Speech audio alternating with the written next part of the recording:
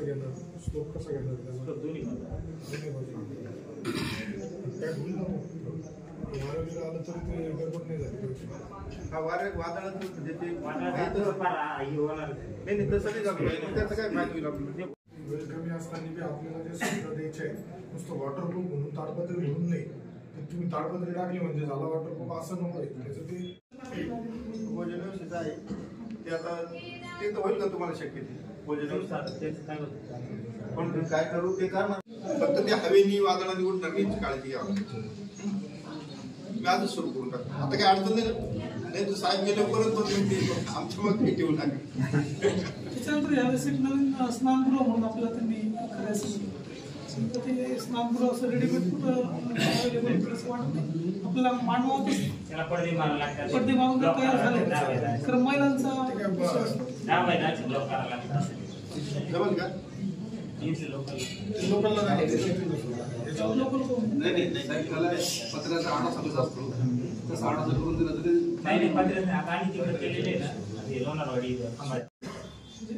गावाच्या जोडीला हे लोक पण राहतात फक्त तुम्हाला एकत्र बाहेरच्या माणसाला कळून लागले पटकन काय करायचं काय नाही काय सांगायचं आपण रेडी केलं.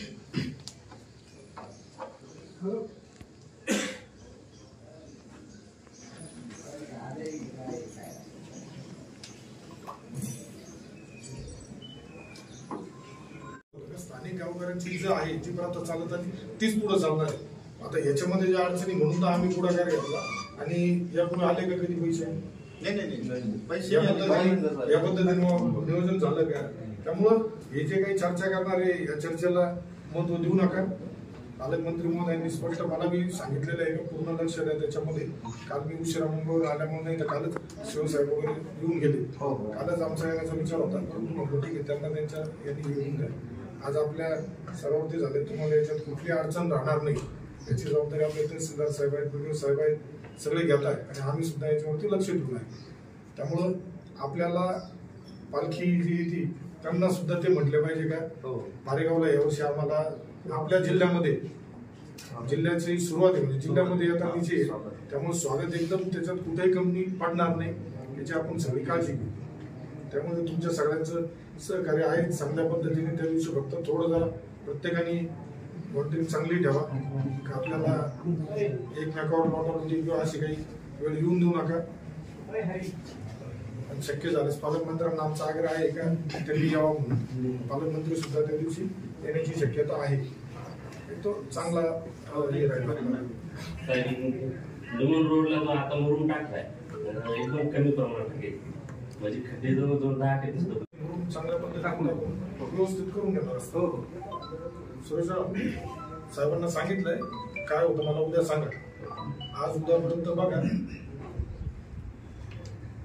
साहेब गावाला टिफन नाही जावं लागेल त्यांच्याकडे ऑलरेडी 5 गाव आहे. काय तर आता हे जे आहे ना आज आपण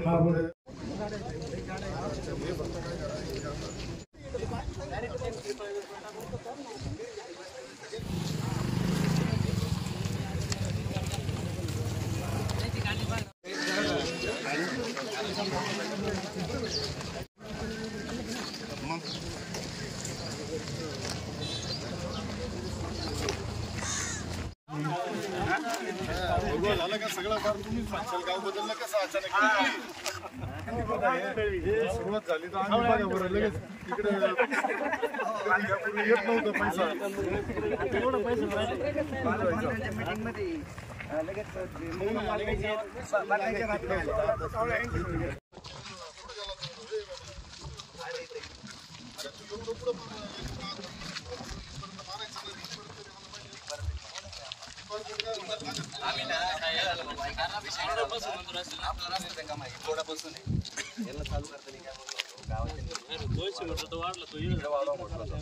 ऐकलंच नाही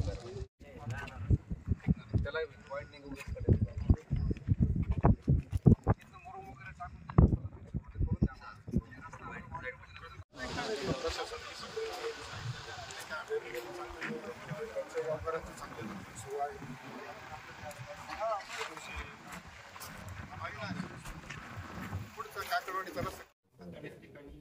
मार्गदर्शन करण्यासाठी आले.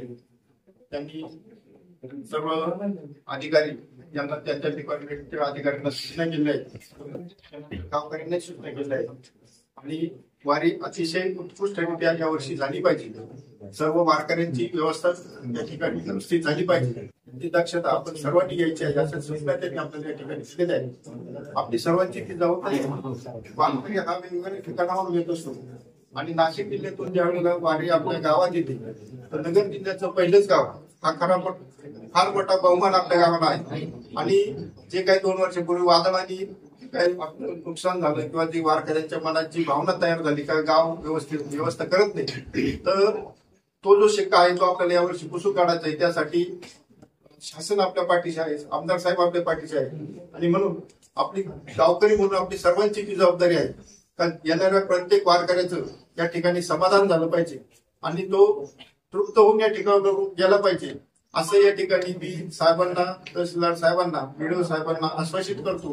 गावकऱ्यांच्या वतीने कमतरता राहणार नाही अशी ग्वाही देतो आणि आपण आम्हाला मार्गदर्शन केलं त्याबद्दल आपलं आभार व्यक्त करतो आणि आमचा छोटासा ग्रामस्थांतर्फे साध्यक्ष या ठिकाणी निवृत्त महाराज पालखी सोहळा येतो.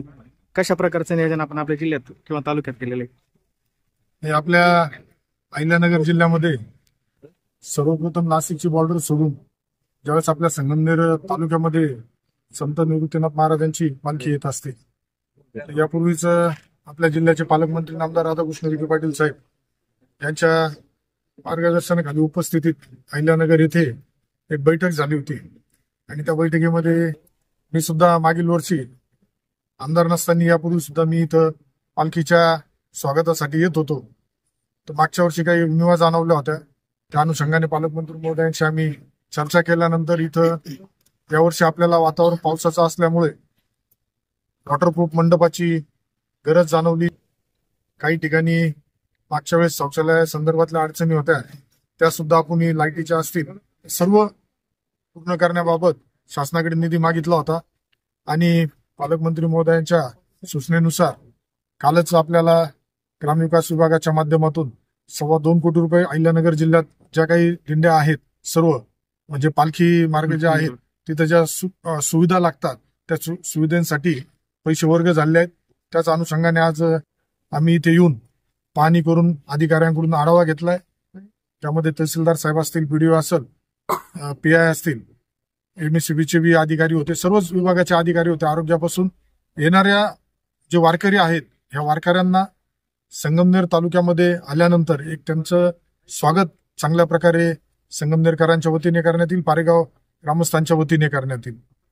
इथं मागील दिंडी प्रसंगी जो काही थोडा अनियमितता नाराजी व्यक्त केली होती पालखी सोहळावाल्यांनी, त्यामध्ये या वर्षी कुठल्याही प्रकारची उणीव राहणार नाही याची आम्ही काळजी घेतोय.